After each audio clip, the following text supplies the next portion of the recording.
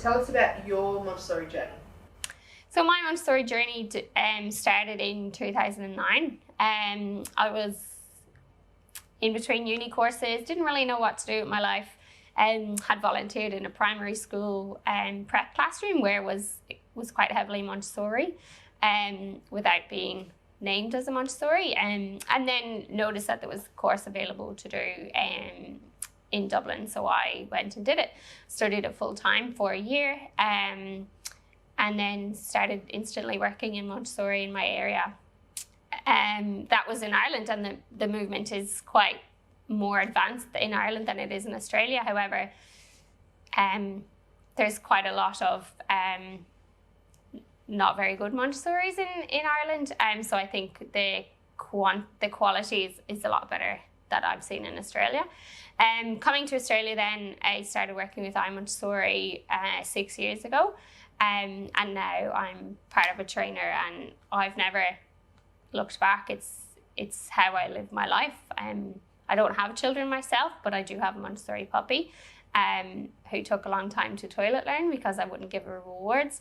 But that's a story for another day. But I really enjoy teaching people and seeing that spark come into the educators when they understand the material, or when they learn how to do addition in the thousands with a 4-year-old, and they see the possibilities of a child's potential. And what about your director journey? So coming into Australia and then eventually becoming a director of a service, and how was that? What was your story from a new leader perspective? So I wasn't always a good leader. I'm a pretty good leader now, I think. But yeah, I was hadn't really got much experience in childcare in Australia, so I went to work. From my company, went to work in one of our childcare centres, and just worked from the ground, worked on doing everything that educators do, but while still having a leadership role in the company. Then I took on a directorship in one of our centres, and it was a huge transition from being part of a leadership team to being the only leader. I think for a couple of years I gave a lot of myself, and I lived and breathed my work, which is pretty normal for me anyway.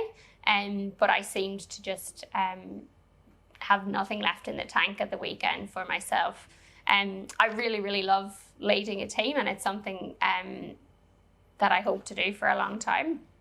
I'm quite empathetic, and I think that's probably one of my downfalls, is that I care too much, and I don't often have a lot of the hard conversations. So then I moved to a new service where I was running the team more myself, and I had to just learn how to be a hard leader. I had to learn how to work in a toxic environment and how to still look after myself. It was hard to, I think, it was hard to listen to my own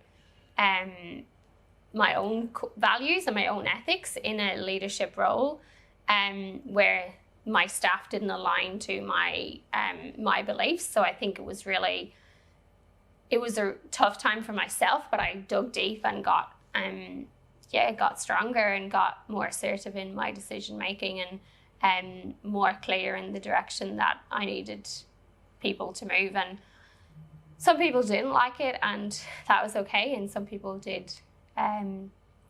Eventually the toxicity got to me and I had to leave the centre. But now, from that bad experience, I know what I am worth, and I know what my leadership style needs to be in a leadership role.